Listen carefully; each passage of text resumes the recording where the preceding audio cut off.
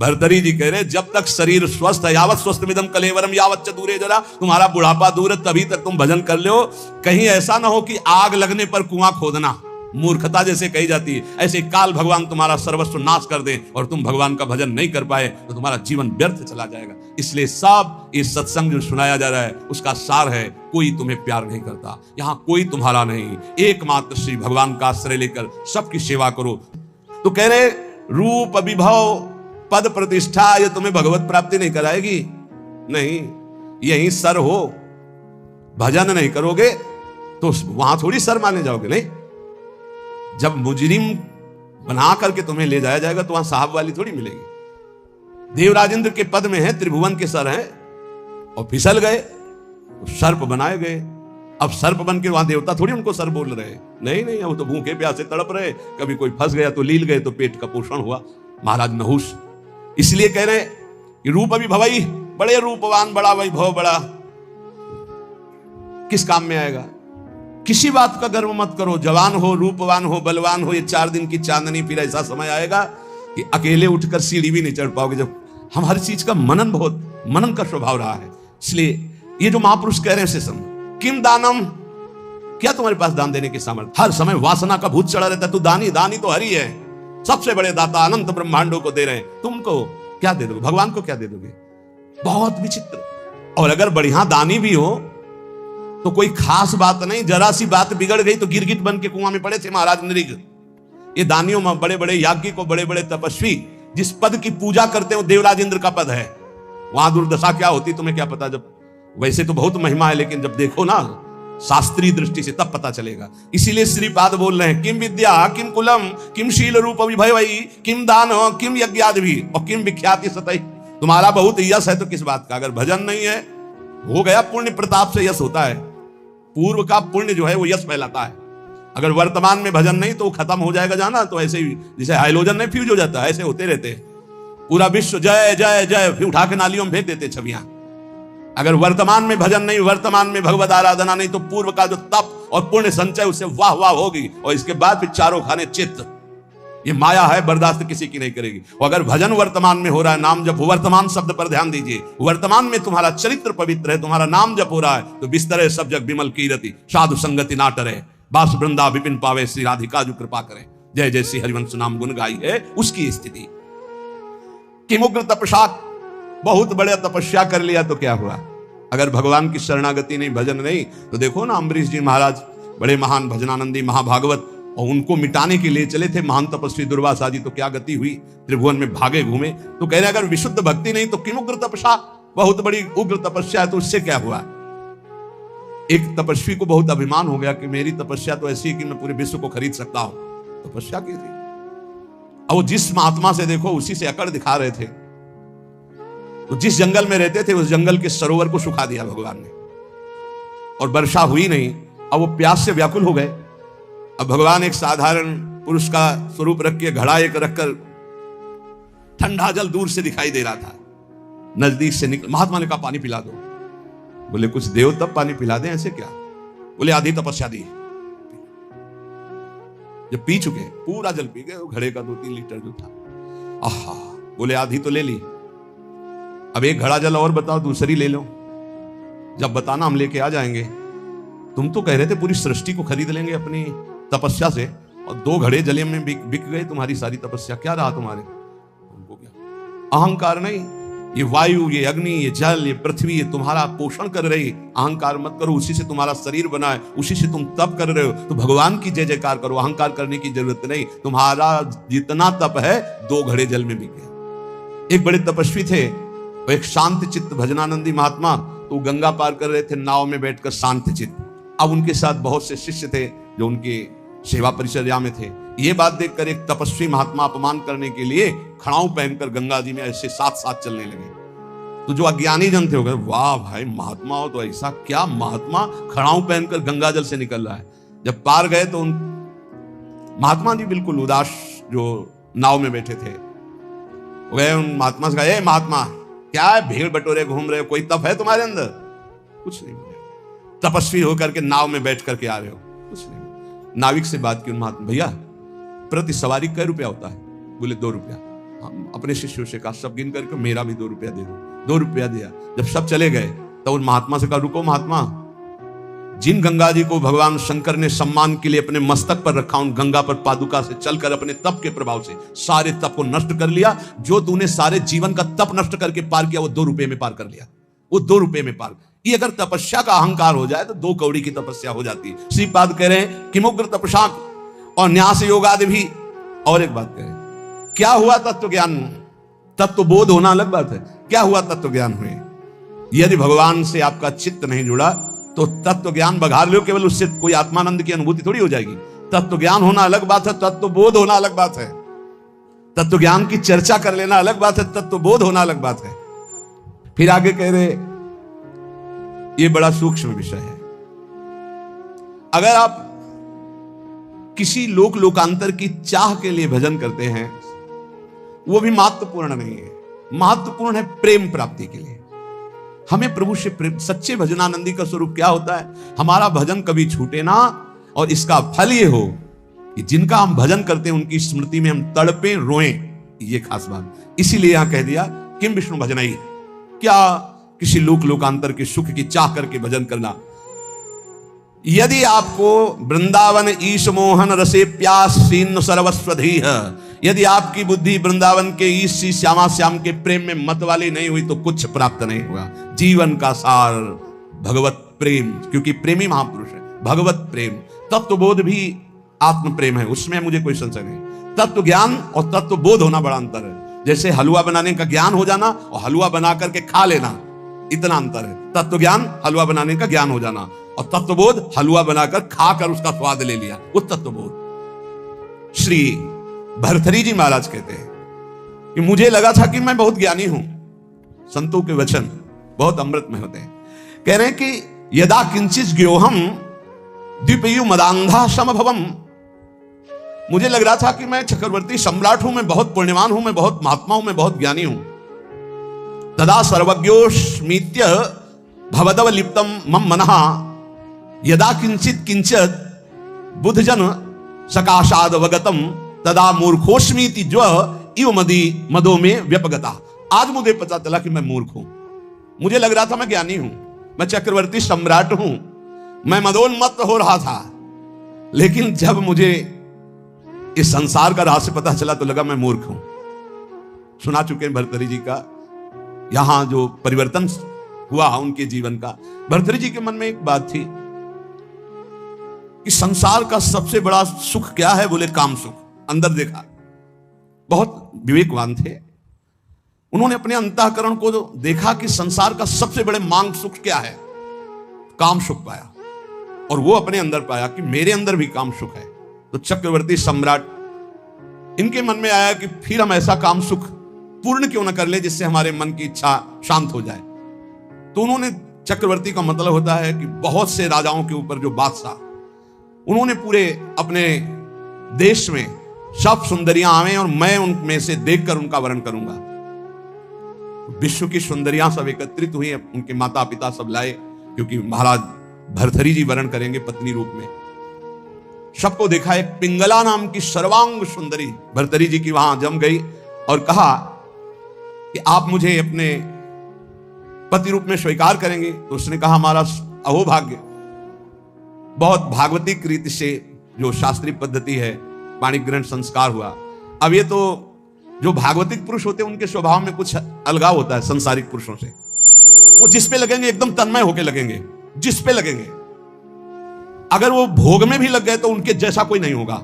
आसक्त पुरुष मतलब ऐसा कोई विषयी पुरुष नहीं होगा, स्वभाव होता है। रूप में आसक्त हो गए तो ऐसे आसक्त हो गए, ऐसा कोई संसार में नहीं होगा। भोग में आसक्त हो गए तो ऐसा कोई दूसरा नहीं होगा, और विरक्त हो गए तो ऐसा कोई दूसरा विरक्त, मतलब उनका एक स्वभाव होता है।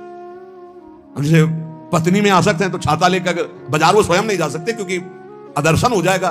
तो पत्नी चल रही सीधे में, वो चल रहे उल्टा में, संसार हंसे तो ऐसा करे वाला समय पत्नी के मुख में, दृष्टि पत्नी के मुख में। वही महाभागवत हुए, क्या नाम, धनुर्दास जी, क्या नाम था, धनुर्दास जी नाम, बहुत बड़े महापुरुष हुए भी, क्योंकि वो सीधा आसक्ति रंगनाथ जी से। तो ऐसा होता है। भर्तृहरि जी बहुत बड़े महापुरुष हैं। अब जीवन का राग उनके हृदय में काम में देखा कि काम स्त्री आसक्ति, विश्व सुंदरी, सर्वांग सुंदरी पिंगला। उन्होंने ऐलान कर दिया राजकाज विक्रमादित्य देखेंगे, मैं इस बात का अनुभव करूंगा कि क्या सुख इसमें है। क्योंकि बताया ना, अलग खोपड़ी होती है। जो भागवतिक महापुरुष होते हैं उनका चिंतन ही अलग होता है। बड़ी ही सुंदर पत्नी बिल्वमंगल जी की, पातिव्रत धर्म से, एक बार नहीं देखा। वो आसक्त चिंतामणि में तो आसक्त, अलग खोपड़ी होती है। अब रात दिन केवल महाराज भर्तरी और पिंगला, हर खान पान की व्यवस्था, बस पर्दे के अंदर सामग्री रख दो, जाओ। कोई प्रश्न उत्तर नहीं, कोई राष्ट्र की बात नहीं, कोई समाज की बात नहीं। ये अनुभवी जैसे वैज्ञानिक नहीं होते कि जब जिस विषय का शोध करना होता है तो बस उसी में पूरा चित्त लगा देते हैं। समय कट रहा था और मन की चाल होती नवम नवम नवम।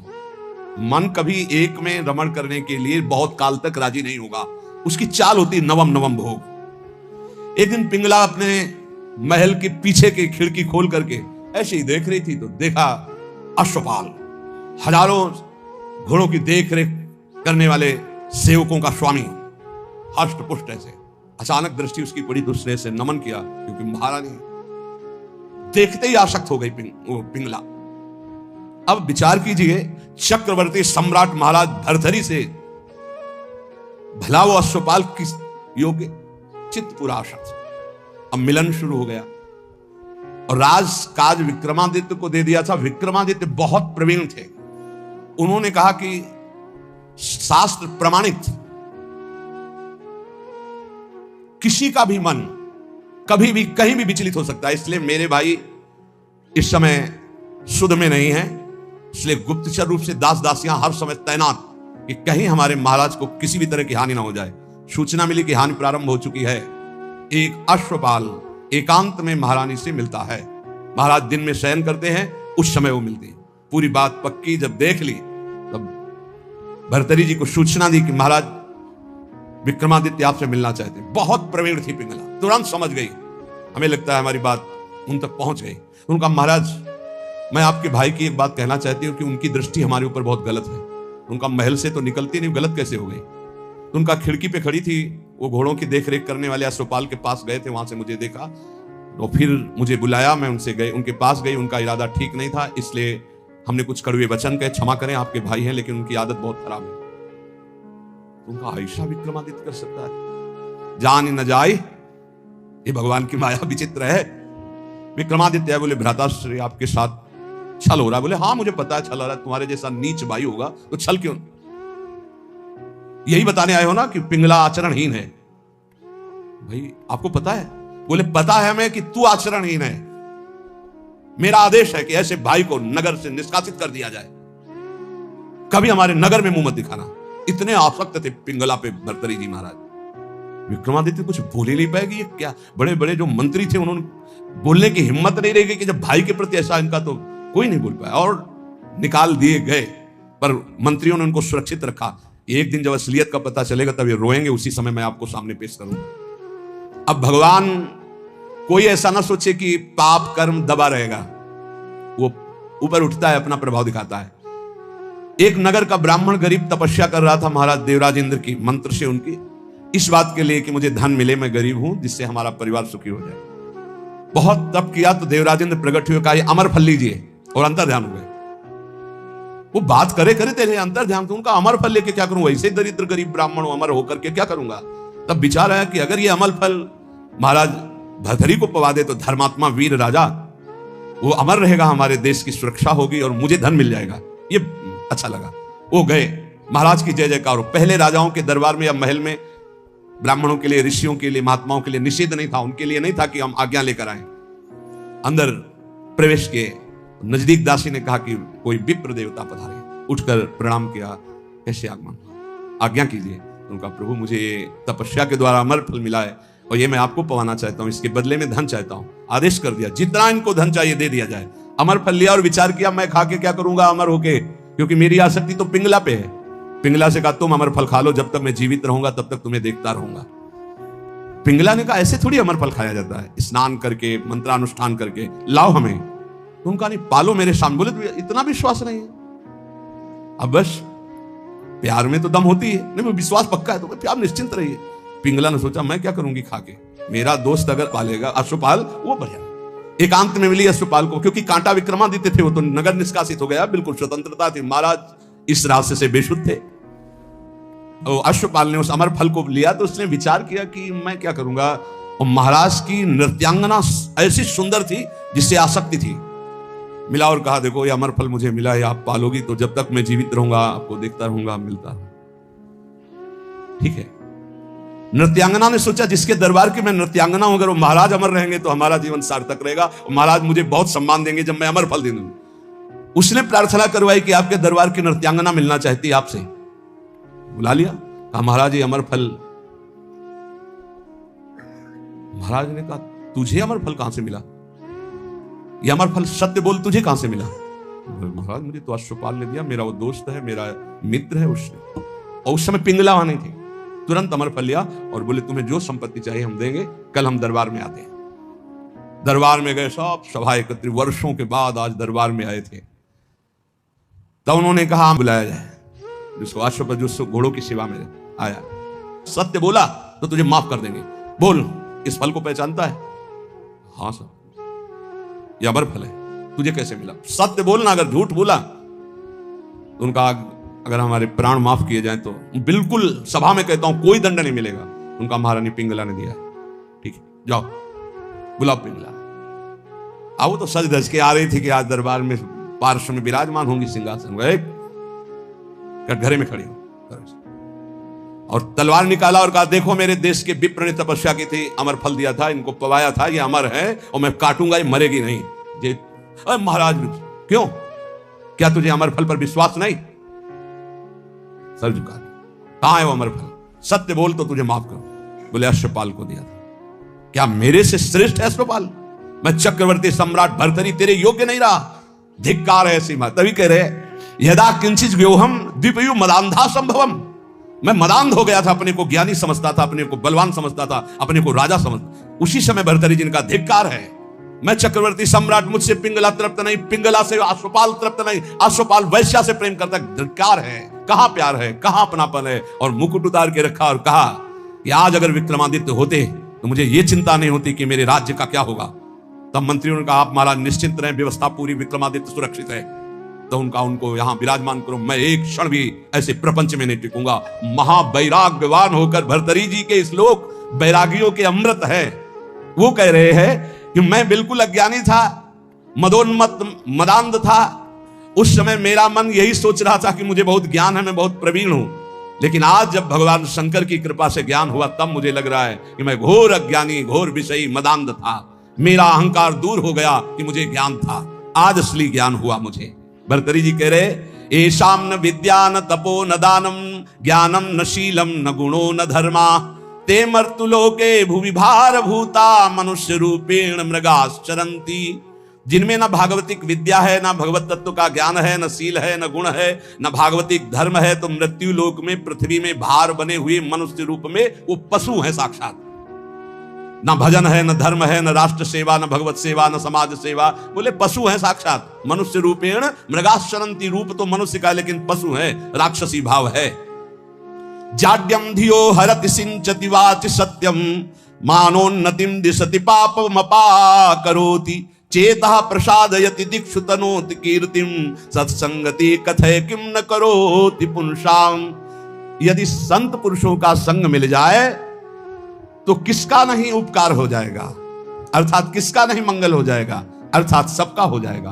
क्योंकि संत पुरुषों के संग से बुद्धि की मूर्खता का अपहरण होता है, जड़ता का अपहरण होता है। सत्संग से वाणी में सत्य का संचार होता है। सत्संग से सबको सम्मान देना आता है। सत्संग पाप को दूर करता है। सत्संग चित्त को आह्लादित करता है, क्योंकि चित्त से वो प्रभु का चिंतन करता है और समस्त दिशाओं में कीर्ति फैल जाती है सत्संगी महापुरुष की। इसलिए धन्य है जिसको सत्संग प्राप्त हो गया। भोगा न भुक्ता वयमेव भुक्तास तपो न तप्तम वयमेव तप्ताः कालो न यातो वयमेव यातास् तृष्णा न जीर्णा वयमेव जीर्णा।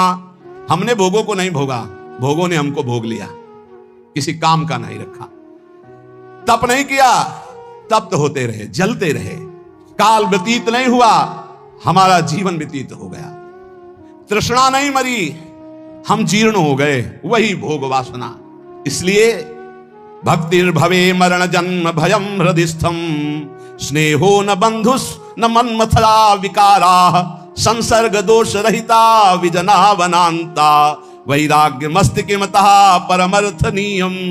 सबके आदि कारण भगवान का भजन करो, मान लो मेरी बात, वही तुम्हारे हृदय से जन्म मृत्यु का चक्र मिटा देंगे। यहां कोई तुमसे प्यार नहीं करता, भर्तृहरि जी कह रहे हैं, उनका अनुभव। ना कोई तुम्हारा यहाँ भाई है, न बंधु है, न कुटुंबी है, न पत्नी है, न पुत्र है। केवल माया ममता का विकार रचकर तुम्हें भगवत प्राप्ति से विमुख करने का नाटक कर रही है। हृदय में एक काम विकार का अभाव कर दो, कुछ नहीं है इसमें, केवल माया नाटक के द्वारा समय नष्ट कर रही है। कामिनी के कमनी कलेवर को देखकर जिसका मन आसक्त हो गया वो क्या करेगा? ये संसारिक लोग केवल शरीर संसर्ग जनित सुख में ही अपने जीवन को नष्ट कर देते हैं, वो परमात्म सुख को नहीं जानते। ये शरीर कोई अपना थोड़ी है, इसमें कोई सुख है? बहुत विचित्र है। प्रवचन कर लेना सरल है, सुन लेना सरल है, आसक्ति हटाना कठिन है। शरीर अविद्या है, केवल अविद्या। ये जो आप देख रहे हो, अविद्या का भोग ही एक लक्ष्य बना हुआ शरीरधारियों में। परम विद्या भगवान के आनंद की हमारे अंदर मांग है, इसलिए हर भोग के बाद हमें घृणा हो जाती कि यार शायद इसमें सुख नहीं, शायद इसमें सुख हो, इसमें सुख नहीं। पूरा जन्म जन्मांतर व्यतीत होते गए, आज तक नहीं वो मिला सुख, क्योंकि हमारे अंदर जो मांग है वो परमात्म सुख है। परमात्म सुख प्राप्त करने के लिए मानव जन्म मिला है। इसीलिए श्री भर्तृहरि जी कह रहे हैं, अगर सुख है तो राग रहित होकर वैराग्य में सुख है। जब तक शरीर स्वस्थ है तब तक भगवत प्राप्ति का उपाय कर लो, नहीं धोखा हो जाएगा। यावत् स्वस्थमिदं कलेवर गृहम यावच्च दूरे जरा यावच्चेन्द्रिय शक्तिर प्रतिहता यावच्छयो नायुषः आत्मश्रेयसि तावदेव विदुषा कार्यः प्रयत्नो महान प्रोद्दीप्ते भवने च कूप खननम प्रत्युद्यमः कीदृशः। भर्तृहरि जी महाराज कह रहे, जब तक तुम्हारा शरीर जवान है, स्वस्थ है, आप भजन कर लो। बुढ़ापा में भजन नहीं कर पाओगे, बुढ़ापे में भजन नहीं होता, प्रपंच होता है। प्रपंच जीवन भर प्रपंच किया है तो बुढ़ापे में प्रपंच ही। बूढ़े तोता को कुछ नई चीज नहीं सिखा सकते। एक लाया गया था तोता, जैसे को राधा, तो राधा नहीं बोलेगा, उसको जो सिखाया गया था वो बूढ़ा तोता उतना ही बोलता था बस। जैसे मिट्ठू तो कहेगा मिट्ठू, राधा नहीं बोलेगा, क्योंकि सिखाया नहीं गया ना। ये प्रपंच सीखे हुए मन बुद्धि पूरे जीवन, अब उनको बुढ़ापा में कहो राधा, तो बुढ़ापा में राधा थोड़ी बोलेंगे। देख लो जब बूढ़े बैठे हो, देखना ये बात अच्छे से समझ लो। बूढ़ा तोता राम राम नहीं रटता, राधा राधा नहीं रटता। तो कह रहे हैं जब बुढ़ापा आ जाएगा तो भजन नहीं होगा। जवानी में भजन नहीं करोगे तो बुढ़ापा भजन नहीं होगा। ए सुन लो, जो जीवन में भजन किए बुढ़ापा में भी भजन करेंगे, जो जवानी में भजन नहीं किए बुढ़ापा में नहीं कर पाएंगे। पक्का समझ लो, पक्का नहीं कर पाएंगे। बातें चाहे जितनी बना ले, भजन की पद्धति जवानी में सीखी जाती है, बचपन से। ये बहुत बढ़िया कृपा हो गई, आप लोग सब नौजवान भजन में लगे हो। अगर इस समय अपनी निरंतर भजनाकार वृत्ति कर लो ना, तो जैसे आगे चल करके भजन करना थोड़ी पड़ता है, नहीं, वो चलता रहता है। बड़ा आनंद, क्षण क्षण रुदन करन, ऐसा आनंद प्रकट होता। मान लो जो आनंद की खोज कर रहे हो, कहीं नहीं, सिर्फ भजन में मान लीजिए, प्रार्थना मान लीजिए, सब सुख आपको घेर लेंगे। क्योंकि माधव की चेरी माया है, और आप माधव का भजन करते हो तो माया आपकी सेवा में हो जाएगी, और माया की तरफ माधव को छोड़कर चलोगे फिर नहीं चल पाओगे। पक्का समझ लीजिए, अगर हरि को छोड़कर तुम माया को भजना शुरू कर दोगे तो कुछ हाथ नहीं लगेगा। हरि को पकड़ लोगे तो, पर हरि को कोई नहीं पकड़ना चाह। पक्का बहुत बड़ी माया के प्रभाव प्रलोभन प्रवृत्ति है, हरि को एक क्षण में छोड़ देगी। एक बार नारायण भगवान ने कहा लक्ष्मी जी से कि देखो प्रभाव तो हमारे ही जोर का है। तो लक्ष्मी जी ने कहा वैसे हम आपके ही प्रभाव से प्रभावित है, लेकिन दुनिया में हमारा ही प्रभाव है। बोले हमारा तो विश्वंभर नाम है, पूरे विश्व का भरण पोषण तो मैं करता हूं। विनोद हो रहा था लक्ष्मी नारायण जी का। तो लक्ष्मी जी ने कहा जहां चाहो तहां तुम अपना प्रभाव दिखा के देखो, फिर हम अपना प्रभाव दिखा के अगर आपको हटा ना दे तो बताना। भगवान ने कहा हटा तो तुम नहीं सकती। तो लक्ष्मी जी ने कहा धक्का लगवा के हटा देगी। बोले चलो अब हम तय करते हैं। तो एक ध्यान में देखा, एक बहुत संतों की सेवा करने वाला भगत, उसके यहां सन्यासी बन के भगवान गए। देवी देखा, साष्टांग दंडवत किया, चरणामृत उतारा, तखत पे आसन लगाया, बैठा रहा। महाराज बस कुछ क्षण रुको, अभी भिक्षा बन रही थी। भिक्षा इतने खांसती हुई एक लकड़ी ली हुई बूढ़ी का रूप रख के लक्ष्मी जी गई। बच्चा कुछ भोजन मिलेगा? हाँ माता जी, स्वामी जी बैठे, अभी भोजन बन रहा है, बस स्वामी जी को पवाया आपको। भगवान नारायण मुस्कुराए, माता जी को जमीन में बैठाला गया, स्वामी जी तखत, मुस्कुराए ला भगवान की, देखा ना आदर तो हमारा ही हो रहा है। लक्ष्मी जी का चुप रहोगी थोड़ी देर। आए तो स्वामी जी अपन नारियल का खप्पर, लक्ष्मी जी ने कहा बच्चा हम बर्तन अपने पास रखते, झोली बढ़िया रत्न जटित सोने की थाल, सोने की कटोरियां, ऐसे चांदी। भगत ने सोचा मैया ऊपर ऐसे देखने में बूढ़ी बाढ़ी लगती है तो कितना कीमती सामान है, पर भाई हो सकता है बड़े घरों की हो अपना ऐसे परोसा सब। अब स्वामी जी की तरफ तो दृष्टि, माता जी लाओ माता जी बर्तन धो के हम आपको दे दें। बोले नहीं बेटा, एक बार जिस बर्तन में पाते हम दोबारा उसमें पाते नहीं, और ये तुम ही रख लो। अरे बोले माता जी बड़ी कृपा, पर बोले बेटा आज रात रुक। अब माता जी जिंदगी भर रुको, आपका घर है। पर बोले जहां सन्यासी रुकते हैं वहां में, ए स्वामी जी आप चलो। बोले नहीं बेटा रात तो रुक ले। बोले नहीं, देखो स्वामी जी मतलब समझ जाओ आप बस हो गई हमारी श्रद्धा। लक्ष्मी जी मुस्कुरा के प्रभु इशारे से और आगे बढ़े, इशारा कर देंगे तो धक्का मार के निकाल देगा आपको। बोले नारायण नारायण, अच्छा भाई चलते हैं हम। और जो ही गए सो लक्ष्मी जी गायब। भला नारायण के बिना लक्ष्मी जी का स्वयं का वाहन उल्लू है, उल्लू बना दिया उसको। ना वो बर्तन रह गए और ना वो बुढ़िया रह गई। समझ लो नारायण को भी धक्का लगवा दे, ऐसी माया है। ये जब तक अज्ञान है, अविद्या है, मूढ़ता है, तब तक भागम भाग मचा हुआ है। ये भोग भोग लूं, ये संपत्ति समेट लूं, और फिर सब कुछ यहीं छुड़ा के काल फिर अपने काल पाश में बांध कर उसको नवीन योनि में डाल देता है। थोड़ा तो विवेक लगाइए, आपका जीवन स्थायी नहीं है, आप यहां चिरस्थायी नहीं रह सकते, क्योंकि ये सब परिवर्तनशील अशाश्वतम, स्वयं श्री भगवान के वचन। ये जो तुम आनंद सागर का त्याग करके क्षुद्र भोगों में पतद्वे पतित हो रहे हो, तुम्हारा जो पद है उसे पहचानो। उससे तुम भ्रष्ट हो रहे हो, जो अगर विषयों का सेवन करते हो, अधर्म परायण आचरण, पाप प्रवृत्ति का चिंतन, तुम अपनी महिमा से भ्रष्ट हो रहे हो। तुम्हारा बहुत ऊंचा स्वरूप है, तुम बड़े महान के अंश महान हो। जागो जागो, इस स्वाप्निक जगत के खेल से जागो। ये सब स्वाप्निक है। उमा कहूं मैं अनुभव अपना, सत हरि भजन जगत सब सपना। ये स्वप्न है और तुम स्वाप्निक पुरुष हो, स्वप्न देखने वाले हो, इसीलिए तुम्हें सत्य भास रहा है। जहां जग जाओगे तो ये पूरी सृष्टि जो तुम्हें जड़ चैतन्य गुण दोष में दिखाई दे रही, ये है ही नहीं। जैसे स्वप्न में देखा हुआ पूरा का पूरा स्वप्न कुछ भी सत्य नहीं, कुछ भी। न वो बाजार, न वो वस्तु, न व्यक्ति, न दुश्मन, न मित्र, न परिवार, न सुख, न दुख। जो सपने सिर काटे कोई, बिन जागे दुख दूर न होई। जगा तो न काटने वाला न कटने वाला। अय मूढ़, महानंद रस का त्याग करके क्षुद्र विषयों की तरफ जो तेरी चेष्टा है, तेरा चिंतन है, पतद्वे, ये तुझे पतित कर रहा है। तू जान नहीं पा रहा अविद्या की चाल, अविद्या ग्रसित इंद्रिय मन बुद्धि, ये तुझे फंसाकर स्वरूप से पतित कर रहे हैं, परम पद से पतित कर रहे हैं। ये मानो देह दुख सुख भोगने के लिए नहीं मिली, ये तो पशु भोगते हैं। प्रारब्धानुसार दुख आया भोग, सुख आया भोगा। हम केवल दुख सुख भोगने के लिए नहीं आए हैं, प्रत्युत दुख सुख को मिटा करके महाआनंद प्राप्त करने के लिए, भगवत साक्षात्कार करने के लिए, तत्व बोध करने के लिए मानव देह मिला है। ये बहिर्मुख लोग नहीं जानते हैं, इनको तो भगवान पे विश्वास भी नहीं है कि हैं भी कि नहीं। प्रश्न करते हैं हमने तो देखा नहीं भगवान को, फिर क्यों नाम जप करें, क्यों उन पर श्रद्धा करें, देखा ही नहीं। तो प्यारे ईमानदारी से बता, तू अपने को देखा है? फिर भी तू है और शरीर को प्यार कर रहा है मैं मान करके। अरे अज्ञानी, तू अपने को देखा है?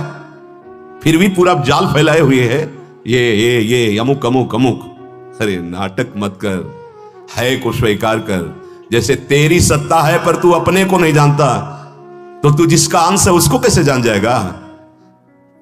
अंशी को नहीं जाना, मान गए, नहीं देखा मान लिया, लेकिन तू अंश है, जाना तू कैसा है?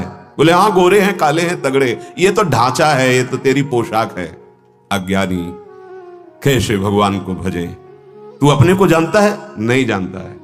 तू जिससे प्यार करता है जानता है? नहीं जानता है। तो अज्ञानी केवल बातें बनाने से थोड़ी होता है। हम भगवान के अंश हैं, इसका प्रमाण है। हम मरना नहीं चाहते क्योंकि हमारा अंशी अविनाशी है, तो हम अविनाशी हैं। शरीर को स्वीकार करके भ्रम हो गया तो हम मरने से डरने लगे। मरना हमारे जीवन में है ही नहीं। मैं अविनाशी हूं, क्योंकि अविनाशी का अंश अविनाशी ही होता है, और सब मरने से बचना चाहते हैं। प्रमाण है कि तू भगवान का अंश है। सब दुख नहीं चाहते, सुख चाहते हैं, क्योंकि भगवान सुख सिंधु है, तू उनका अंश है, इसलिए तू अथाह सुख चाहता है, इसलिए तू भगवान का अंश है। तू सबसे बड़ा बनना चाहता है, कोई भी हो किसी भी मार्ग का, वो सबसे बड़ा बनना चाहता है, क्योंकि सबसे बड़े के तुम अंश हो, इसलिए तुम सबसे बड़ा बनना चाहते हो। भगवान कृपा करे और ये बुद्धि शुद्ध हो जाए। ये बुद्धि ही अशुद्ध हो गई है। हमारा मानव देह केवल दुख सुख भोगने के लिए नहीं है, तो पशु भोगते हैं। दुख सुख मिटा करके महा आनंद परम शांति प्राप्ति के लिए हमारा मानव देह है।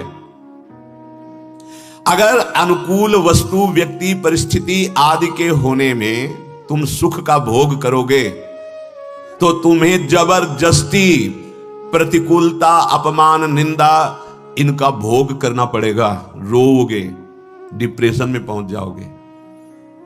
गलती कर रहे हो। अनुकूल परिस्थिति का सदुपयोग कर लो तो प्रतिकूलता तुम्हारा स्पर्श ही नहीं कर पाएगी, पक्का। यम ही न व्यथ्यन्ते ते पुरुषम पुरुषर्षभ शम दुख सुख धीरम सोमृतत्वाय कल्पते। हे पार्थ, हे अर्जुन, जो धैर्यवान पुरुष, ये धैर्य उसी के हृदय में आएगा जिसके ये विवेक जागृत हो गया है कि संसार में सुख नहीं है, संसार में कुछ भी सत्य नहीं, सब परिवर्तनशील नाशवान स्वाप्निक है। वो सह जाएगा, मुस्कुरा के सह जाएगा। और जो इसे सत्य मानता है वो कभी सह नहीं पाएगा। मिलना सह नहीं पाएगा, बिछुड़ना सह नहीं पाएगा, अनुकूलता सह नहीं पाएगा, हर समय फूल जाएगा, तो प्रतिकूलता सह नहीं पाएगा। उतने ही जोर से प्रतिकूलता उसे दुख प्रदान करेगी। प्रतिकूलता आए तो प्रसन्न हो जाओ, तुम पवित्र किए जा रहे हो, तुम्हारे अशुभों का नाश हो रहा है। अब आगे महामंगल मोद आने वाला है, आनंद आने वाला है। अनुकूलता आवे तो सावधान हो जाओ, भोग मत करो, उसको बांटो, उसको दूसरों के सुख में लगा दो। हर्षित मत हो, भोक्ता मत बनो। प्रतिकूलता पर तुम विजय प्राप्त कर लोगे। जब तुम उसका भोग करते हो अनुकूलता का, तो भय खड़ा हो जाता है। अगर ये अनुकूलता ना मिली तो मैं जी नहीं पाऊंगा। कहीं ऐसा हुआ तो अनुकूलता का भोग सब करने में राजी हैं, इसीलिए सब चिंता भय शोक से ग्रसित है। भगवान यहां तुम्हें परम सुख प्रदान करने के लिए अमृत में वचन कहते हैं। सुख दुख में सम रहना ये मानव देह की कला है, इसी में आप रह सकते हैं, पशु बन के रहें। कौन सुख दुख में समान होता है? जो गुरुजनों के चरणों का आश्रय लेकर के, चाहे गृहस्थ में हो चाहे विरक्त में हो, जो भजन परायण है, धर्म परायण है, पवित्र आचरण वाला है, उसमें क्षमता आने लगती है। क्या सत है क्या असत है इसका निर्णय करने की। उसकी दृष्टि में सच्चिदानंद प्रभु की शिवा जब कुछ भी समझ में नहीं आता है, सब छूटा। अब वो सब कुछ सह जाएगा। आने पे हर्षित नहीं, जाने पे शोकित नहीं। समलोष्टास्म कांचना, मिट्टी और सोना उसके लिए बराबर हो जाता है। पर ऐसा नहीं है कि वो सोने को गले में फेंक देगा, नहीं, वो तिजोरी में रखेगा, पर मात तो नहीं। ये आंतरिक व्यवहार यथावत होगा। व्यवहार वैसे ही होगा जैसे एक संसारिक पुरुष करता है, पर वो आसक्त होकर करता है, वो अनासक्त सम होकर करता है। उसके नष्ट हो जाने पर उसे शोक नहीं होगा, मिलने पर उसे हर्ष नहीं होगा। हम सुख दुख का भोग कर रहे हैं, इसीलिए हमारे अंदर ज्ञान नहीं है, अपरित हो गया है। भोगेश्वरी प्रसक्ता नाम तयापहृत चेतसाम, व्यवसायत्मिका बुद्धि समाधो न विधीयते। जिसकी चित्त की वृत्ति भोगों में सतभाव से विचरण कर रही है कि यह सत्य है, उसके चित्त में कभी भजन की रुचि, कभी भगवत प्राप्ति की चाह ये हो ही नहीं सकती। भगवान के वचन है, जिनका चित्त भोगों में ऐश्वर्य में अपरित हो चुका है, वो कभी भगवत प्राप्ति की चाह ही नहीं कर सकते। वो क्षमता में उनकी बुद्धि आ ही नहीं सकती है। असत का तो कभी भाव ही नहीं है, सत्ता ही नहीं, पक्का। जैसे स्वप्न में हमारे दोस्त बने, घर परिवार बाजार मकान, और जब जगे तो उसकी सत्ता ही नहीं, सच्ची मान लीजिए, ऐसी इसकी सत्ता नहीं। कहां गया वो रूप पिता का, कहां गया वो माता का? ना वो पहले था ना अब रहा, बीच में केवल वो रूप भास रहा था, सच्चिदानंद थोड़ी था। ऐसे जो कुछ नानात्व देख रहे हो, ये नहीं है, ये नहीं है, है। ये जो दिख रहा है ये नहीं, इसी में है। बड़ा सूक्ष्म विषय है। ये जो नानात्व दिख रहा है ये नहीं है, इन्हीं में है, और यही है। और सर्वम खलविदम ब्रह्म, यही है। पर पहले नहीं, ये नहीं है। इसी से वैराग्य उत्पन्न होता है, और वैराग्यवान ही बोध को प्राप्त होता है, प्रेम को प्राप्त होता है। श्री भगवान कह रहे हैं ये जो तुम देख रहे हो शरीर और ये सब, ये पहले नहीं थे। जब हम बार बार कहते हैं कि सावधान, यहां कोई किसी से प्रेम नहीं करता, तो कुछ अज्ञानी वृत्ति से युक्त कहते हैं कि प्रेम तो भगवान का स्वरूप है, आप ही वर्णन करते हैं। फिर अगर हम किसी से प्यार करते हैं तो आप उसे निषेध क्यों करते हैं? आप उसे प्रेम क्यों नहीं मानते हैं? इसलिए नहीं मानते हैं कि बिना जाने प्रीति नहीं होती। ना तुम शरीर को जानते हो और ना तुम स्वरूप को जानते हो, केवल तुम अपनी वासना को जानते हो कि इसमें सुख है। अपनी सुख वृत्ति से जो लगाव किया जाता है उसे काम कहते हैं। अपनी सुख वृत्ति से जो लगाव किया जाता है उसे मोह कहते हैं, उसे स्वार्थ कहते हैं, उसे राग कहते हैं, प्रेम नहीं कहते। प्रेम कामना रहितम, प्रेम गुण रहितम। आप गुण देख के प्यार करते हैं, रूप है, अनुकूल है, सुख मिलेगा, अंदर की वृत्ति नाप लो, ये प्रेम नहीं है। तत्सुख सुखित्वम प्रेम। यहां स्वसुख वांछा से हम आगे बढ़ रहे हैं, प्रेम नहीं है, ये काम है, ये अंधकार है, ये मलिनता है। प्रेम में तो तत्सुख सुखित्वम, स्वसुख वांछा का नाश। कोई कामना अपने प्रीतम से नहीं रहती, कामना रहितम।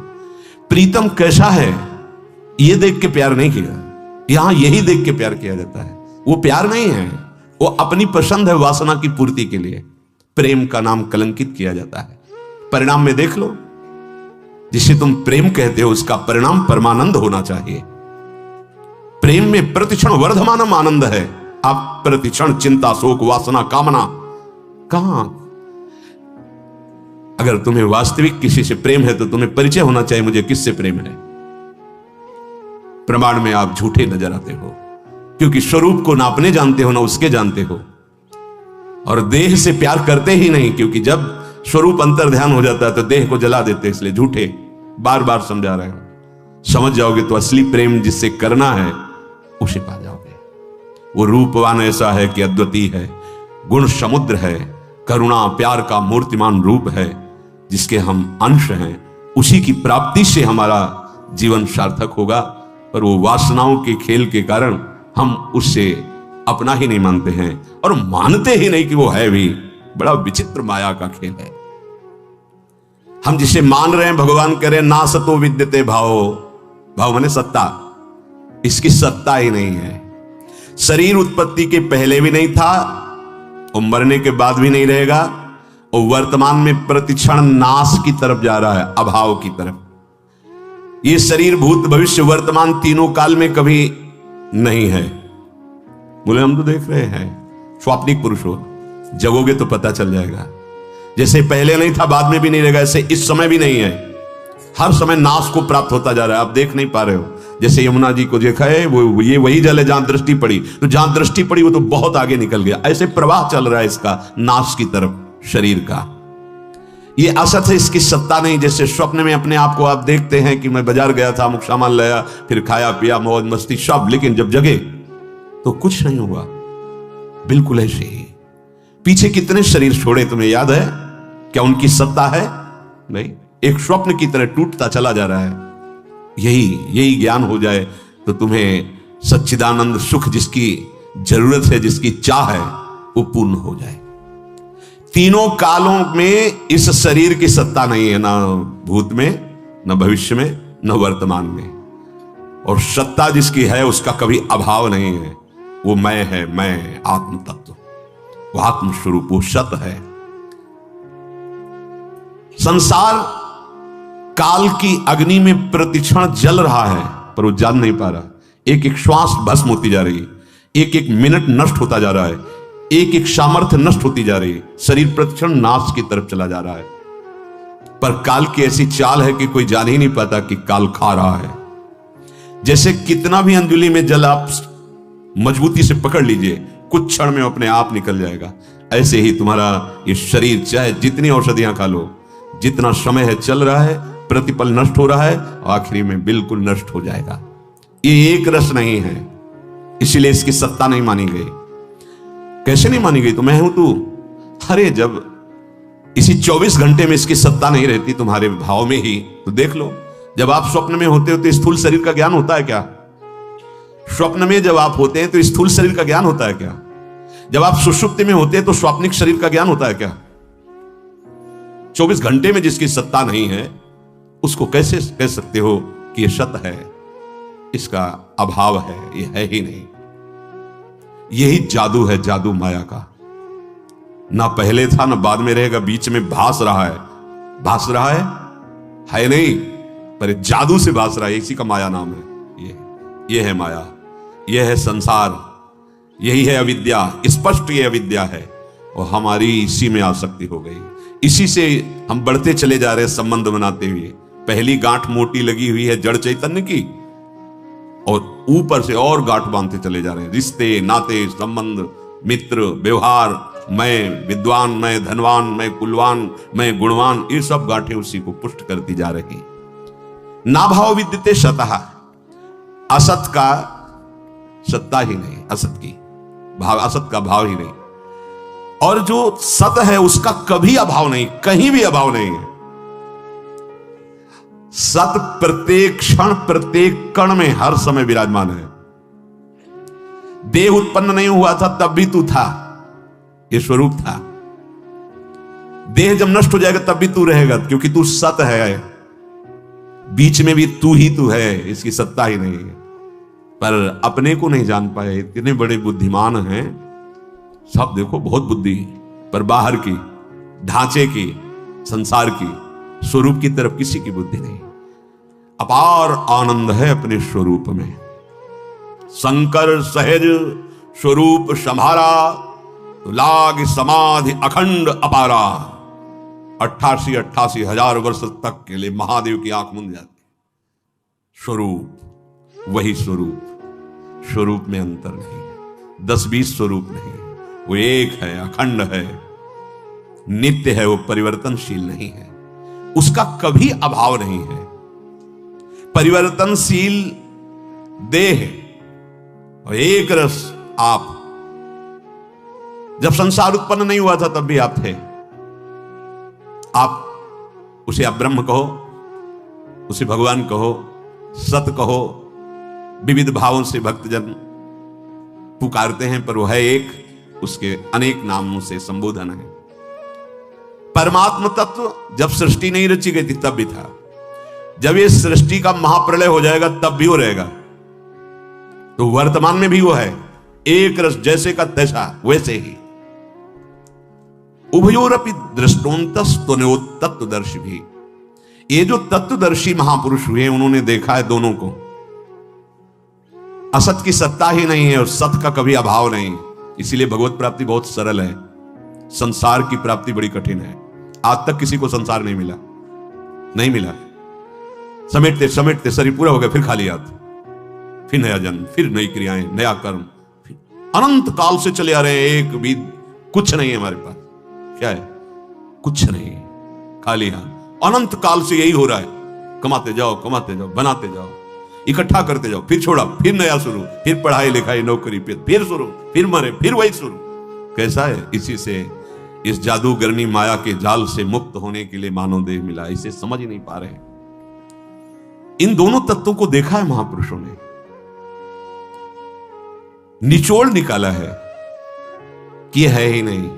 नहीं, कहां गई मैया, कहां गए पिता, कहां गए वो सब? अब त्रिकाल में भी आप नहीं देख सकते, उनकी शरीर की सत्ता नहीं थी।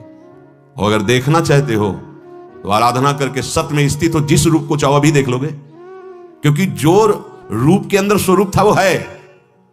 है में स्थित होकर भावना करो, अभी मिल जाएंगे, अभी दिखाई दे देंगे तुम्हें, क्योंकि वही सच्चिदानंद सब रूप धारण करता है। पर हम सच्चिदानंद ना जानकर ना मानकर पांच भौतिक देह में लगे हुए। ये वार्ता उसी को सुहाएगी जिसका लक्ष्य बन गया भगवत प्राप्ति। ये मनोरंजन नहीं है, ये माया मुक्त होने के लिए, भगवत प्रेम प्राप्त करने के लिए है।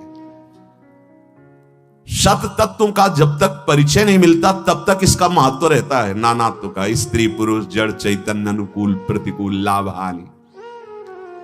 जहां सत तत्व का परिचय मिला वास्तविक, तो कुछ भी असत नहीं है। देखो ये पद्धति है सत तत्व परिचय की। पहले जो दिखाई दे रहा है ये व्यतिरेक पद्धति, ये नहीं है, नहीं है। ये जब है की तरफ बढ़े, नहीं है, आखिरकार है क्या ये? तो गुरुजनों के द्वारा बताए हुए उपासना पद्धति से, साधन से, उनके महावाक्यों के विचार से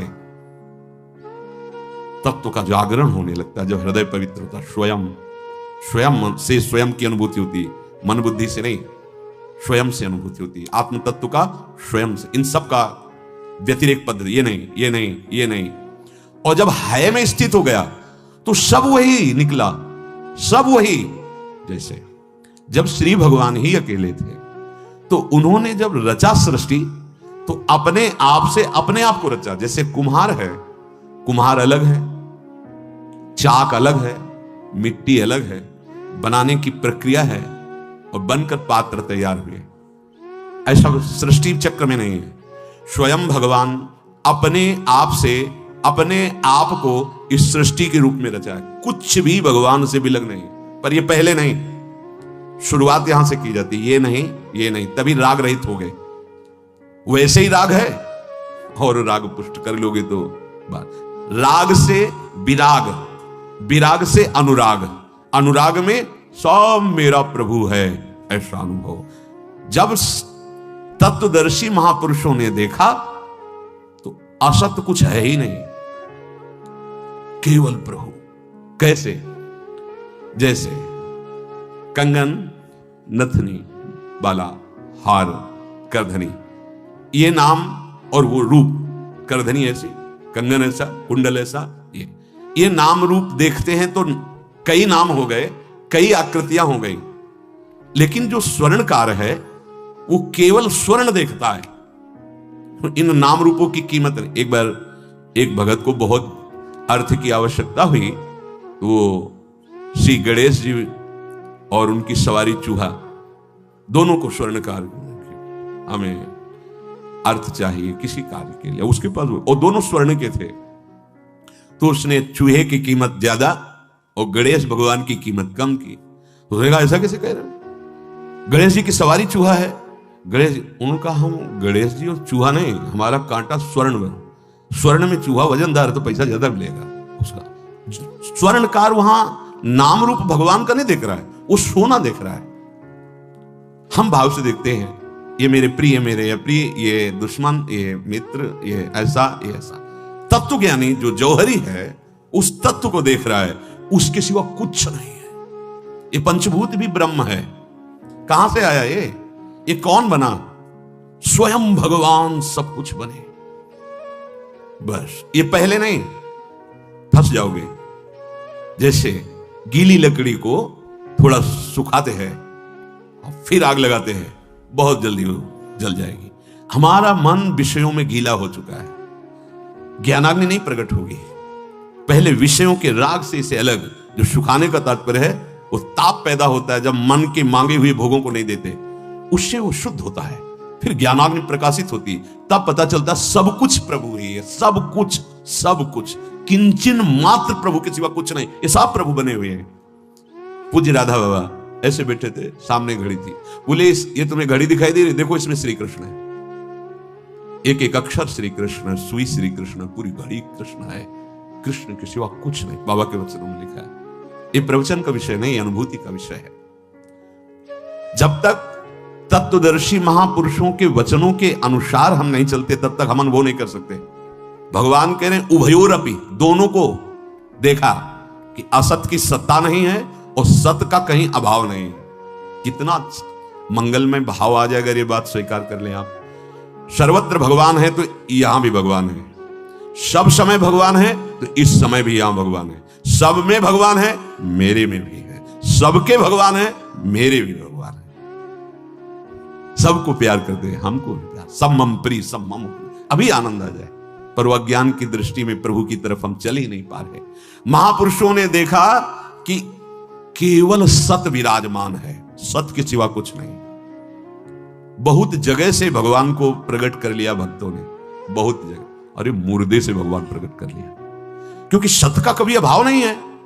हमारी दृष्टि में लगा कि मुर्दा मतलब मरा हुआ है, उसमें बिल्कुल चैतन्यता नहीं है, ऐसे तो लगता है। लेकिन फिर बात गलत हो जाएगी कि सर्वत्र है तो मुर्दे में भी तो है। तो एक भगवान का अवतार हो गया मुर्दे से, वेन के शरीर का मंथन करके भगवान का अवतार कर लिया ब्रह्म ऋषियों ने, पृथु और अर्ची महाराज ने। वामांग से अर्ची और दाहिने अंग से भगवान पृथु का अवतार, ये मुर्दे से भगवान प्रकट हो गए। पत्थर से भगवान प्रकट हुए, शिल्पिल्ले बाई धन्नाजान, खंभे से भगवान प्रहलाद जी, कुत्ते में भगवान देखो नामदेव जी, भूत से भगवान प्रकट कर लिया। कोई भी वस्तु, भगवान वस्त्र बन गए द्रौपदी का, तो कुछ भी ऐसा ले जो भगवान ना हो। पर इसका अनुभव करने के लिए पहले जो असत में तुम्हारी सत्य भावना बन गई है कि यह सत है, इससे राग रहित होना पड़ेगा। और यही कठिन है भगवत प्राप्ति में। जो भगवत प्राप्ति में कहा जाता है बहुत कठिन है, इस असत का राग नहीं छूट पा रहा है। तो अविनाशी तू तद्विद्धि येन सर्वमिदं ततम विनाशमव्ययस्यास्य न कश्चित् कर्तुमर्हति। अविनाशी तो उसको जान जिससे ये संपूर्ण संसार व्याप्त है। इस अविनाशी का विनाश करने में कोई समर्थ नहीं है, और वो अविनाशी तुम हो, ईश्वर अंश जीव अविनाशी। समझ तू अपने स्वरूप को, तत्व को समझ, श्री भगवान कह रहे हैं। भगवान उस अविनाशी को कह रहे हैं, इसलिए कह रहे कि वास्तविक उस शब्द का संबोधन आप ही हैं। परोक्ष बताने का तात्पर्य यहां है कि इदम में शरीर दिख रहे हैं। जब हम कहेंगे आप प्रभु हो, तो आप कहां बुद्धि लगोगे? शरीर में, मन में, इंद्रियों में, इसी ये है नहीं। पहले इनका राग त्यागना पड़ेगा। ये तीनों का बाद होने पर स्थूल सूक्ष्म कारण, तब ज्ञान प्रकट होता है। ये जो दिख रहा है पहले ये नहीं है, इस भाव के लिए भगवान कह रहे हैं उस अविनाशी को जो तेरी दृष्टि में नहीं है, जो तेरे चिंतन में नहीं है, उस अविनाशी को तू ऐसा जान कि वो सबको घेरे हुए, सबको बाहर से भीतर से। देखो अब इसे सरल शब्दों में समझ लो। भगवान के उदर में हम सब वास कर रहे हैं, इतने बड़े भगवान हैं। जब मैया ने कहा कि मैंने रज पाई है, दाऊ दादा कहते हैं, छड़ी उठाई, तुम मानेगा नहीं, वो दंडता करता है। ऐसे कहते हैं नहीं, दाऊ दादा कहते बोल नहीं रहा, इसीलिए नहीं बोल रहा। भैया अभी आप मुंह खुलवा के देख लो, पूरे मुंह में भरी हुई रज है। ब्रह्मांड घाट में इसने खाई खेलते हुए। भैया ने कहा रज खाएगा बहुत नुकसान हो जाएगा, इसका मतलब इसको भय दिखाना। खोल मुंह। भगवान मनो मुस्कुरा कर मत खोलो, नहीं डर जाओगे, मत खोलो मुख। नहीं खोल, तू दाऊ दादा के खोल। जे ही मुख खोला अनंत ब्रह्मांड, और उसी में ब्रज, और उसी में नंद बाबा अपने को भी देखा। सब आंख मूंद ली और ये निगुड़ी आंखों का कुछ होगा, मेरा तो लाला। वात्सल्य ने डांट लगाई ऐश्वर्य के, इस समय मेरा शासन है, वह ऐश्वर्य को हटाया। भैया को फिर आ गया बोध कि मेरा लाला है। भगवान ने मार्कंडेय ऋषि को एक सुंदर वट पत्ते में रूप देखा भगवान का। करार विंदेन मुखार विंदम, क्या करार विंदेन मुखार विंदम पदार विंदे विनिवेशयंतम वटस्य पत्रस्य पुटेशायानम बालम मुकुंदम मनुषा स्मरा। भगवान अपने सी चरण का अंगूठा मुख में लिए हुए उस महाप्रलयाग्नि में एक बूंद पानी नहीं है, एक बूंद प्रलय का जल। जैसे 100 वर्ष अग्नि बरसने के बाद फिर 100 वर्ष जल, केवल जल ही जल, ऐसा स्वरूप देख रहे हैं। एक बूंद पानी नहीं है। उन्होंने कहा था माया दिखा दो, देखो आप मार थपेड़े खा रहे हैं, फिर इसके बाद देखा एक वट वृक्ष और उसमें पत्ते पे भगवान बाल गोविंद मुकुंद दर्शन किया, वो मुस्कुरा दिए, जी मुस्कुराए तो उधर में चले गए। अनंत ब्रह्मांड साहब। काकभूषुंड जी महाराज भगवान पार हैं, बाल स्वरूप में है, चक्रवर्ती सम्राट महाराज दशरथ जी के महल में रुंझुन रुंझुन करते हुए चल रहे और मैया ने माखन रोटी दी, ऐसे पार है। काकभूषुंड जी महाराज ललचा रहे हैं, थोड़ी जूठन गिरे और मैं पाऊं, भगवान थोड़ी गिरा। जे ही काकभूषुंड जी आते काक रूप में, भागते हैं डर के। इनको लगा कि मेरे स्वामी मुझसे भयभीत, बस मन में संशय, उधर में चले गए। अनंत ब्रह्मांड इतने बड़े भगवान हैं कि एक रोमकूप में दिखरावा माते तीन अद्भुत रूप प्रचंड, रोम रोम प्रति लागे कोटि कोटि ब्रह्मांड। तो देखो सब भगवान के अंदर है, और इतने छोटे भगवान हैं कि जो सूक्ष्मदर्शी से भी नहीं दिखाई दे सकता, वहां भी आराम से भगवान विराजमान है। अणुअणियान महतो महियान, ये अविनाशी तत्व सबको अपने में समेटे हुए, सबके अंदर है। तो बोले फिर भजन करने की जरूरत क्या, भगवत प्राप्त तो है ही है, क्योंकि भगवान के अंदर है, भगवान हमारे अंदर है। ये अनुभव करने के लिए तुम्हारा अनुभव कहां है? ये स्त्री, ये पुरुष, ये विषय, ये सुख, ये दुख, इसी के भाव को मिटाकर इस भाव में जब आ जाओगे कि वो अणुअणियान महतो महियान, तो आप तृप्त हो जाओगे, आप आनंद समुद्र में डूब जाओगे। इस सामने जो कुछ भी दिख रहा है नहीं, इसमें जो दिख नहीं रहा वो है।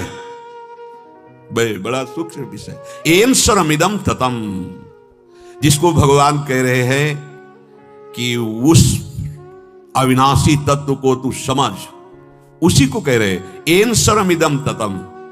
ये सब का सब वही नित्य तत्व है। पहले में व्यतिरेक पद्धति, अनुभव के लिए व्यतिरेक पद्धति आवश्यक है, ये नहीं पक्का आवश्यक है, तभी आप राग रहित होंगे। और जहां ये अनुभव हुआ तो एन सर्वमिदम ततम, ये ऐसे थोड़ी कहा जाता है कि आप भगवान का भाव करो तो जीवन मुक्त हो जाओगे, क्योंकि भगवान ही है। तुम भाव करोगे तो तुम मुक्त हो जाओगे, पर वो इतना बड़ा माया का प्रचंड खेल है कि लगता है ऐसा भगवान कैसे। हम किसी साधु को तो भगवान मान सकते हैं, अच्छे आचरणों वाले को थोड़ा सा भाव कर सकते हैं, लेकिन जो असत आचरण परायण है, गंदा स्वभाव वाला है, हम उसको भगवान कैसे मान सकते हैं? जब हम केवल एसी में बिजली को देखेंगे तो बिजली का स्वरूप हम समझेंगे ठंडा, कूलर में देखेंगे तो प्रमाण मिल जाएगा कि ठंडा ही है, लेकिन जब हीटर में देखेंगे तो यह लगेगा कि ऐसा कैसे हो सकता है, जो इतना शीतल और सुखद बिजली है वही ऐसी दुखद इतनी कैसे हो सकती है? लेकिन है ना बिजली, गड़ासा चलता है बिजली से, पानी निकलता है बिजली। जो जानता है बिजली को कि ये प्रकाश भी बिजली दे रही है, जीवन भी बिजली है, और जीवन का नाश भी बिजली बन जाती, छू जाए ना तो पूरा पालन विनाश, देखो इससे हो रहा है। और आप सब जानते हैं अगर भूल से छू जाए तो बख्शेगी नहीं कर। क्या वो बिजली नहीं है जो हमारे जीवन का पोषण कर रही है सब जगह से? क्या वो बिजली नहीं जो जीवन को नाश कर देती है? आप अगर नाश की क्रिया और बाहर पोषण की क्रिया तक केवल दृष्टि, तो आप बिजली को नहीं पहचान पाएंगे। ऐसे ही सृजन माने रचना, पालन और संहार, एक ही परम तत्व अपने आप से अपने आप में कर रहा है। हम क्यों दुख भोगे, हमें क्यों मार रहा है? यही अज्ञान है। तुम भी वही हो, उसी परमात्मा अविनाशी के अविनाशी अंश हो, तुम्हें कोई नहीं मार सकता। हम भूल गए। छोटा सा बल्ब जलता है जीरो पावर का, बिजली, हाइलोजन बिजली, कितना उसका विशाल स्वरूप है, कितना उसका सूक्ष्म स्वरूप है। परमात्मा ये तो जड़ है बिजली, वो तो चैतन्य घन है। तो जो क्रिया दिखाई दे रही गलत, तमोगुण प्रधान बुद्धि होने से वो पावर तमोगुण की तरफ बढ़ रहा है, उसी पावर से वो तमोगुण क्रियाएं कर रहा है, राक्षसी, गलत खाना, गलत पीना, लेकिन पावर का कौन सा है? बोले परमात्मा तत्व। तो जो तत्वदर्शी है वो क्रियाओं को नहीं देखता, वो तत्व को देखता है। आप क्रिया प्रधान देखने वाले हैं और वो तत्व देखने वाला है। आप अज्ञानी और वो ज्ञानी है, कैसे समझ में आएगा?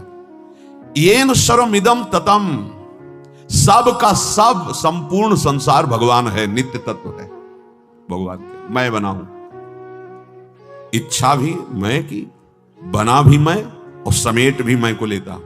वासना वासुदेवस्य वासितम भुवनत्रयम् सर्वभूत निवासोस्मि वासुदेव नमोस्तुते। ये समझ गए तो जीवन मुक्त हो गए। बस यही बंधन है, यही बंधन। येन सर्वमिदं ततम, सब का सब संसार भगवान है, भगवान।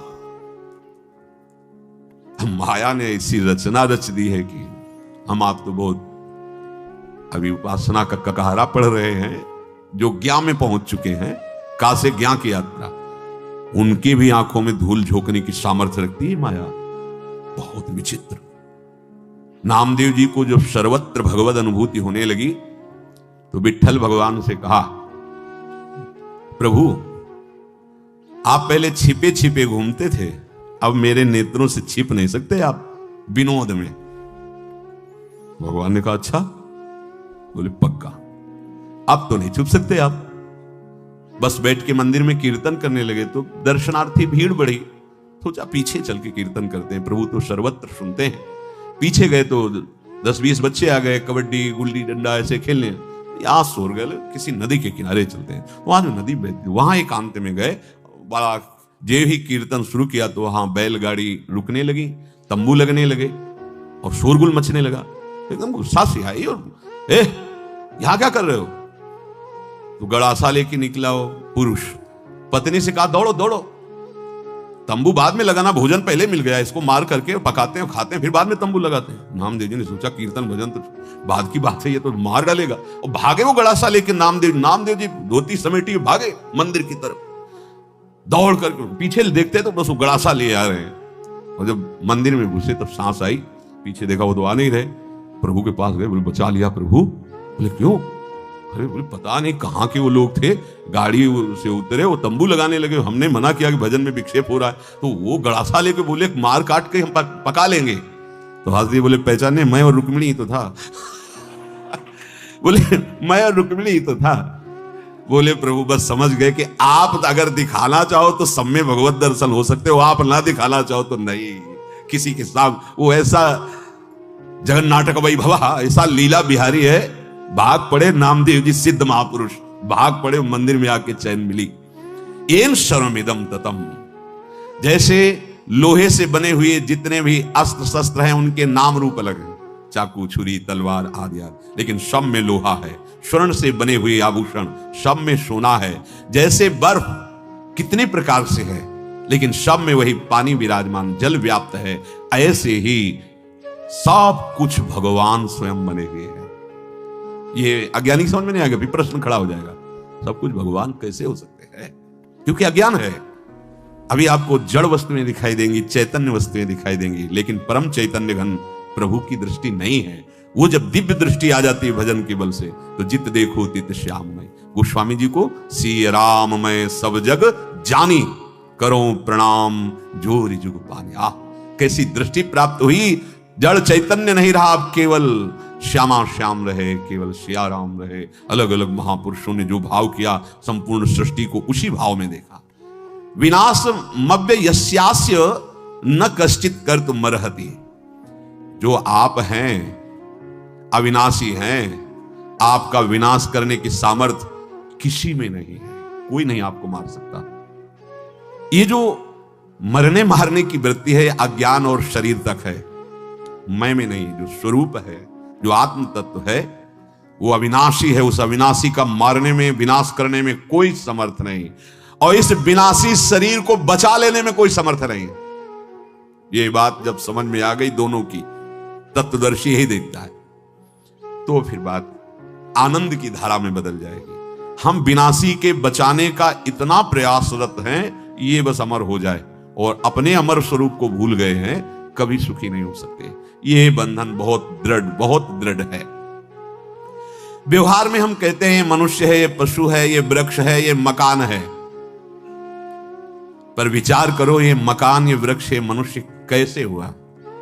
तो जब विचार करते हुए क्रम से चले जाओगे तो सीधे भगवान पे पहुंच जाओगे। भगवान के सिवाय ये जो कुछ आप देख रहे हैं, ये स्वयं भगवान बने हुए हैं। पर पहले राग रहित होने के लिए ये नहीं है, ये सिद्धांत रखा गया है। ये सब कुछ पहले नहीं था, बाद में भी नहीं रहेगा, बीच में भास रहा है। पहले भगवान थे, बीच में है और बाद में भी वही रहेंगे, उनके सिवा कोई नहीं। अंतवंतै में देहा नित्यस्योक्ताः शरीरिणः अनाशिनो प्रमेयस्य तस्माद्युध्यस्व भारत। हे भारत अर्जुन, अविनाशी जानने में ना आने वाला है। ये बोले हमें ब्रह्म प्राप्त हो गया है, असत भाषा नहीं समझ में आएगी। ब्रह्म अलग है और आप नहीं, गलत। मुझे आत्मा का ज्ञान हो गया है, गलत, अज्ञानी बोल रहा है। मुझे अलग, आत्मा मतलब वो दृश्य है जिसे आप अपनी इंद्रियों से जान लेंगे, देख लेंगे। जहां मन और बुद्धि का प्रवेश ही नहीं है वो आप है। इसलिए आप अपने को नहीं जान पा रहे, क्योंकि आप जानना चाहते हैं मन बुद्धि से। मन बुद्धि का जहां प्रवेश ही नहीं है, अपने आप से अपने आप को जाना जाता है, तभी तो बहुत कठिन है। पर अगर आप भगवान नाम जप करने लगे, पापाचरण छोड़ दें, भगवदाश्रित हो जाएं, तो बिना प्रयास के स्तब्धो भवति मत्तो भवति आत्मा रामो भवति, अपने आप स्वरूप का बोध हो जाएगा। इस आत्मा के जो देह हैं ये अंत वाले कहे गए हैं, इसलिए उठो और युद्ध करो। अपनी दिनचर्या, अपने कर्तव्य में प्रमाद मत करो। शरीर को सुखी करने की चेष्टा आराम विश्राम की भावना से बहुत बढ़िया अवसर मिला है, अपने कर्तव्य को ईमानदारी से करो। उठो, तस्मात् युध्यस्व भारत, इसलिए युद्ध कर। युद्ध का तात्पर्य कर्तव्य कर्म। तुम्हें जो कर्तव्य मिला उसमें प्रमाद मत करो। जो भी कर्तव्य कर्म मिला है जरूर जरूर करो। ये जो कार्य करते हुए अशांत हैं, घबरा रहे हैं, दुखी हैं, चिंतित हैं, अधर्म कर रहे हो अपने कर्तव्य में, पक्का आपको जो सेवा मिली है, जो पद मिला है, जो कर्तव्य मिला है, आप उसमें गलती कर रहे हो, कहीं ना कहीं उस विरुद्ध चल रहे हो, सिद्धांत के विरुद्ध, कानून के विरुद्ध, तभी आपकी दशा है। नहीं, अगर उस कर्तव्य कर्म को भगवद अर्पित कर दो तो वही भगवत प्राप्ति कराने का हेतु बन जाएगा। बिना सत्संग के, बिना अध्यात्म ज्ञान के बड़ा कूड़ा जीवन होता है, बड़ा कूड़ा जीवन होता है। अनाशिनः भगवान कह रहे हैं, अनाशिनो प्रमेयस्य, किसी काल में किसी कारण से किंचन मात्र भी जिसका कभी कोई नाश नहीं कर सकता, परिवर्तन नहीं हो सकता, क्षति नहीं हो सकती, अभाव नहीं होता, उसको कहा जाता है अनाशिनः, और वो तू है। अगर ये बात समझ में आ जाए सब काम बन जाए। भगवद अंश है ना, जैसे श्री भगवान वैसे अंश है ना, ये तो भक्ति दैन्यता का स्वरूप होती है। वो आगे द्वैत से अद्वैत, अद्वैत से वो द्वैत, वो परम विशुद्ध द्वैत होता है। सेवक स्वामी का वो कोई अज्ञान जनित नहीं होता, जिसका कभी परिवर्तन नहीं होता, जिसका कभी क्षति नहीं होती, जिसका कभी अभाव नहीं होता, उसे अनाशिनः कहते हैं, और वो अविनाशी तू है। अप्रमेयस्य, जिसको कभी प्रमाणित नहीं किया जा सकता। बोले प्रमाण दो आपको भगवत प्राप्ति। अच्छा 10 की सर्टिफिकेट है क्या, ये डिग्री है क्या? देखो, प्रमाण लेने की स्थिति है तुम्हारी। कैसे, किससे प्रमाण लोगे? कबाड़ तोड़ने वाले तराजू से हीरा जवाहरत नहीं तोला जाता। तुम्हारी बुद्धि कबाड़ तोड़ने वाली, काम क्रोध लोभ मोह मद मत्सर और बाहरी वैभव, बाहरी गुण देखने वाली है। तुम आत्मस्वरूप का अनुभव किए बिना आत्मस्वरूप को कैसे जान सकते हो? या आत्मस्वरूप को प्राप्त महापुरुष को कैसे जान सकते हो? बाहरी पार्थिव दृष्टि से, बाहरी क्रियाओं से कदापि नहीं। अप्रमेयस्य, उसका प्रमाण नहीं दिया जा सकता, प्रमाण का विषय नहीं है, अंतःकरण का वो विषय नहीं है, इंद्रियों का विषय नहीं है। कौन? तू। इसीलिए तुम अपने को नहीं जान पा रहे, क्योंकि आप अपने को शरीर माने हुए हो, अंतःकरण माने हुए हो, इंद्रियों में तन्मयता की हो, भोगों में लगे, इसलिए नहीं जान पा रहे हो। और आपका स्वरूप महाआनंदमय, किसी आनंद की जरूरत नहीं आपको। जिसमें अंतःकरण इंद्रियां प्रमाण नहीं होती, केवल महापुरुष के वचन प्रमाण होते हैं, वो है अप्रमेय तू। मान ले बात। शास्त्र और संत महापुरुष उसका अनुभव कराते हैं अपनी कृपा से। मोक्ष मूलम गुरु कृपा, इसलिए कृपा शब्द का प्रयोग किया गया है।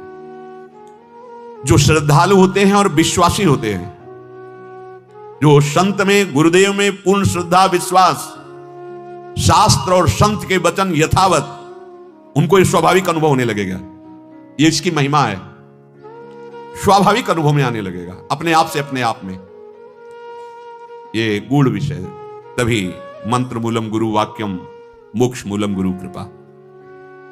जिसको जितना संत वचनों पे विश्वास है, श्रद्धा है, वो उतना ही इस तत्व का प्रकाश होने लगेगा अपने आप। श्रद्धावान लभते ज्ञानम तत्परासेत इंद्रिया ज्ञानम लब्ध्वा परम शांति मच्रेणादि गच्छति।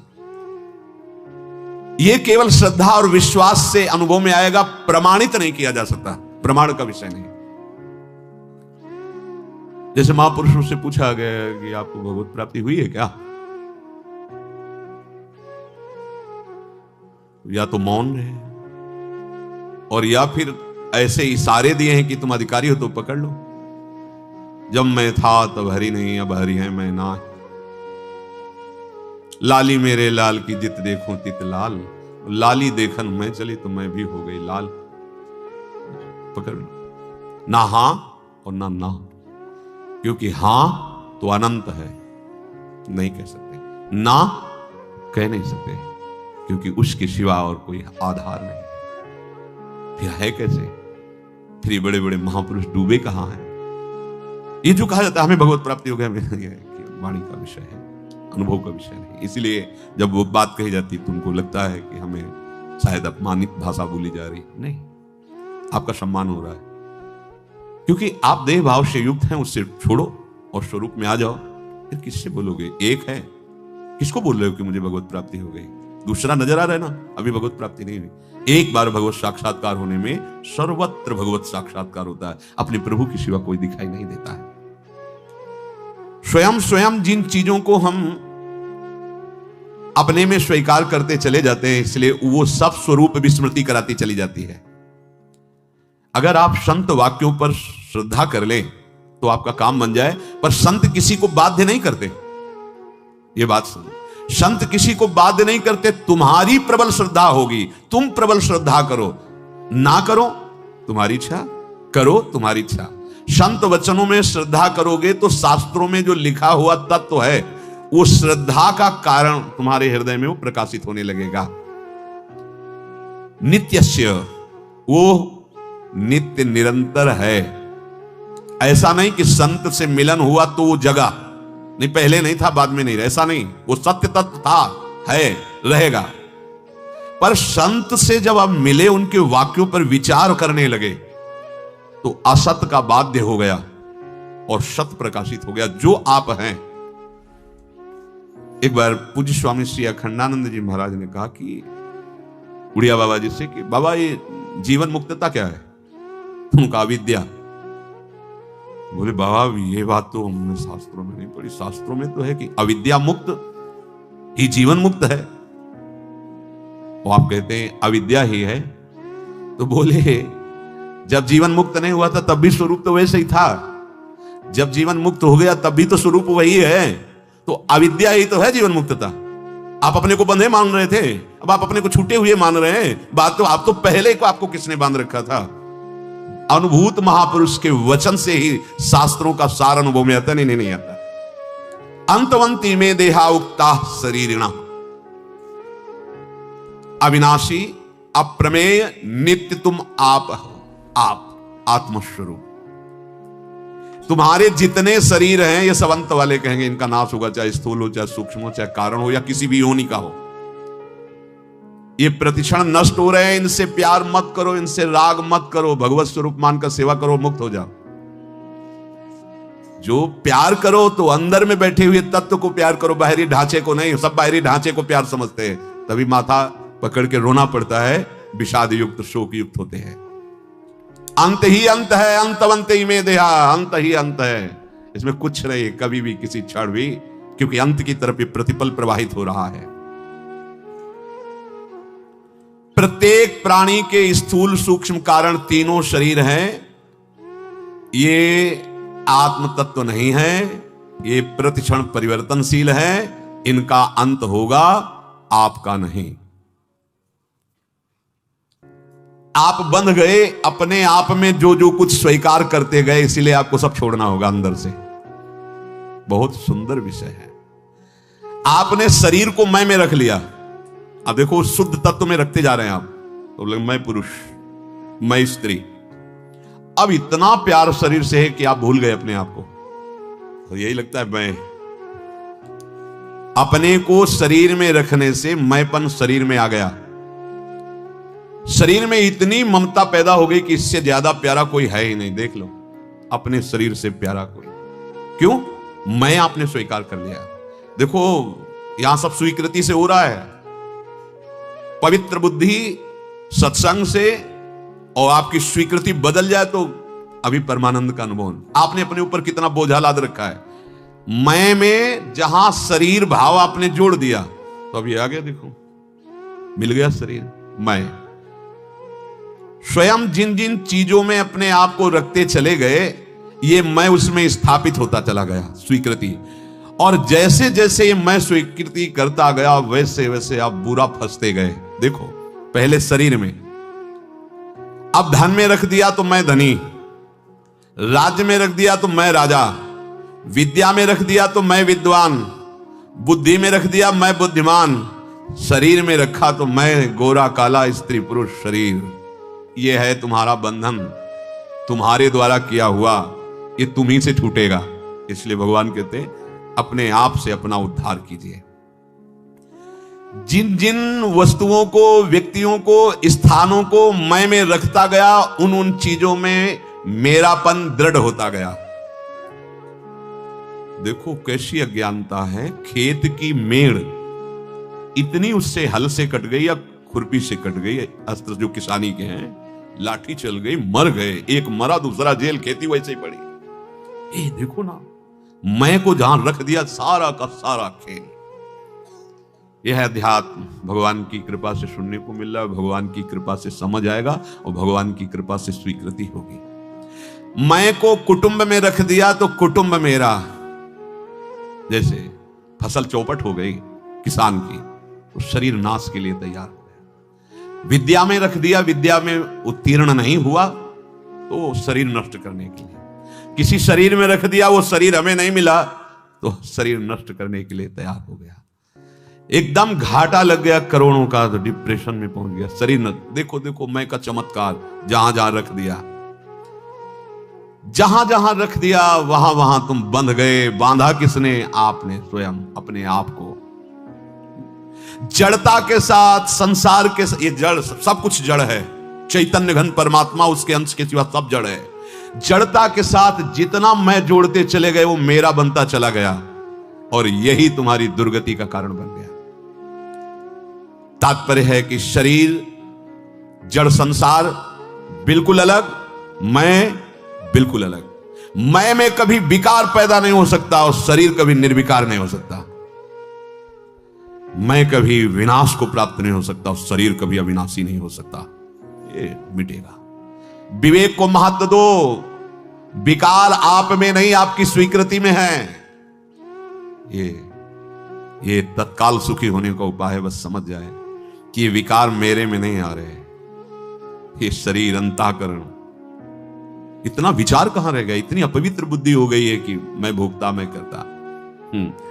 एक ने प्रश्न किया, आप कहते सब में भगवान है, मैं तो अपनी जिससे प्रीति करता हूं उसको भगवान मानता हूं, फिर आपका क्यों आप बार बार कहते थे कि ये गर्लफ्रेंड, बॉयफ्रेंड, ये सब बंधन कारक गलत मार्ग है, आप ऐसा क्यों कहते हैं? वो बड़ी बुद्धि है। उदाहरण दिया कि जब सब में भगवान है तो आप ये बताओ कि हिरण से प्रीति की भरत जी ने, आप ही कहते, उनकी दुर्गति क्यों हो गई? तुम सुन के बोल रहे हो ना। हिरण के 5 भौतिक शरीर में प्रीति कर रहे थे, ना कि भगवान का दर्शन कर रहे थे। और हम भी यही आपको चेतना में लाना चाहते हैं कि तुम जिससे प्रेम कर रहे हो वो 5 भौतिक ढांचे से कर रहे हो, ये तुम्हारी दुर्गति का कारण बनेगा। अंदर बैठे तत्व को तुम नहीं जानते हो, इसलिए तुम्हारी प्रीति नहीं है, वो राग है, तुम्हारी दुर्गति कर देगा। अब उस बिना भजन किए, बिना पवित्र बुद्धि के आप अगर संतों की बात जान गए तो महान ना हो गए। ये कितनी बुद्धि है लोगों में, प्रयोग सही नहीं है। कितनी शक्ति है, प्रयोग सही नहीं है, प्रयोग गलत है। जड़ता के साथ जितना जितना मैं आप जोड़ते गए सब मेरा बनता गया और वही तुम्हारी दुर्गति का कारण हो गया। जो विवेक का आदर देते हैं वो पंडित हो जाते हैं, ज्ञानी हो जाते हैं। इसलिए भगवान ने कहा था नानु शोचंती पंडिताहा, जो ज्ञानी होते हैं वो शोक नहीं करते हैं। क्यों? क्योंकि अविनाशी का कोई विनाश नहीं कर सकता, विनाशी को कोई बचा नहीं सकता, प्रतिपल वो विनाश को जा रहा है। तस्मात् युद्धस्व, भगवान आदेश करते हैं, इसलिए खड़ा हो जा और अपने कर्तव्य का पालन कर। जो कहा जा रहा है उसका पालन कर। भगवान कह रहे मेरे वचनों पर ध्यान दो, अपने कर्तव्य का पालन कर। किसी भी दृष्टि में तू शोक करने योग्य नहीं है। श्री भगवान कह रहे येनम वेत्ति हंतारम यश्चैनम मन्यते हतम उभौ तौ न विजानीतो नायम हंति न हन्यते। बड़े अमृत में वचन है भगवान के। इस अविनाशी आत्मा को मारने वाला कोई है ही नहीं। ये किसी को नहीं मारता, इसको कोई नहीं मार सकता, पक्का है। किसी को क्यों नहीं मार? क्योंकि कोई और है नहीं, एक आत्म तत्व है। घड़े बहुत हैं, ये सब घड़े हैं, एक अनेक मायाकृत शरीर, एक परमात्मा। बड़ा सुंदर अगर ये बात बैठ जाए। आज अनेकता ही का तो हो रहा है सब, बाहरी बुद्धि, सब बाहरी बुद्धि, बाहरी बुद्धि, ये अमुक अमुक अमुक अमुक अमुक अमुक नानात्व। भाई ये जितने लड़ाई झगड़े हो रहे हैं, जितने राग द्वेष हो रहे हैं, कोई भी हो, किसी भी मार्ग का हो, वो सत्य को नहीं जानता, इसलिए होता है। इसीलिए श्री भगवान के श्री मुख से निकला हुआ श्लोक है, बहुनाम जन्मनावन्ते ज्ञानवान माम प्रपद्यते वासुदेवा सर्वमिति सब आत्मा सुदुर्लभा। बोले ये राक्षस कैसे तुम्हारे सामने बैठ गया आके? आपको तत्काल तिरस्कार करके भगाना चाहिए। आपकी बुद्धि निर्णय करती है राक्षस है, मेरी बुद्धि निर्णय करती है मेरा प्रभु इस रूप में आया है।